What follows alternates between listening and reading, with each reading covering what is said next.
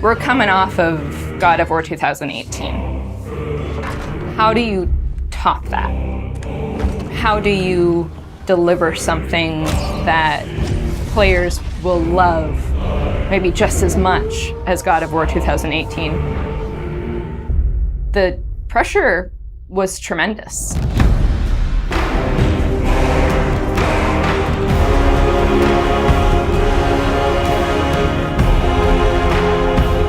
My name is Ariel Angelotti, and I am the senior producer for Narrative. My name is Richard Gobert.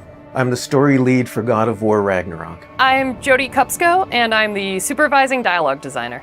It's my job to shape the story along with our writing team, our narrative director, and game director. As a producer, it's my job to help build a team to create that content, to own the schedule in realizing that content. I oversee the dialogue production throughout the entire titles. Every line of dialogue that you hear, every human vocalization and effort and grunt, our team touches. So I'm a man now, like you? No. We are not men. We are more than that. The responsibility is far greater. In the story of God of War 2018, we find Kratos seemingly having turned over a new leaf in the Norse lands. He lives a quiet life, hidden in the woods with his wife Faye and their son Atreus. And the story starts with them mourning her death, and we learn that she made a final request before she passed away. She wanted them to spread her ashes from the highest peak in all the 9 realms. He's scared of being a bad father, a bad influence, and as a result, it's made him an absent father. His greatest fear is that he's passed that evil that's inside of him onto his son. You are too quick to temper. You are rash, insubordinate, and out of control. This will not stand. You will honor your mother and abandon this path you have chosen. It is not too late. They befriend Freya, who is an exiled Vanir goddess who used to be married to Odin. They meet Mimir, the self-proclaimed smartest man alive, who serves as their guide and their confidant.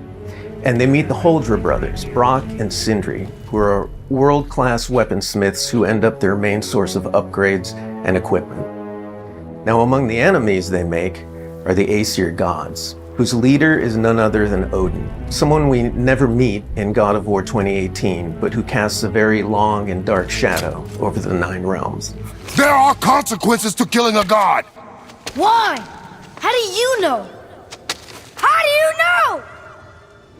After many adventures, Kratos and Atreus end up fulfilling Mom's wishes, and over the course of that journey, they find out more about each other and about themselves, and finally find a common ground between them. They become the close family unit that Faye hoped that they would become. In God of War Ragnarok, we fast forward a few years, and little Atreus is now a teen, and they're back to hiding out in their home in the woods in Midgard. During the course of the previous game's events, they were forced to kill Odin's grandchildren, Magni and Modi, the sons of Thor. Thor does a lot of the lion's share of Odin's dirty work, and as a consequence, he's a very violent, unstable personality. At the end of the last game, they were also forced to kill Balder, the son of Odin and Freya, and that has its own set of consequences. He was a very powerful chess piece for Odin, one that Odin is incredibly bitter about losing. Freya has vowed vengeance against them for the killing of her son. Kratos and Atreus didn't want to kill him, they were friends with Freya, but Balder tried to kill her in front of them, and Kratos had no other option in the moment but to kill him to save Freya's life, even though it meant losing Freya's friendship. I will parade your cold body from every corner of every realm and feed your soul to the vilest filth in hell. That is my promise. He saved your life. He robbed me of everything.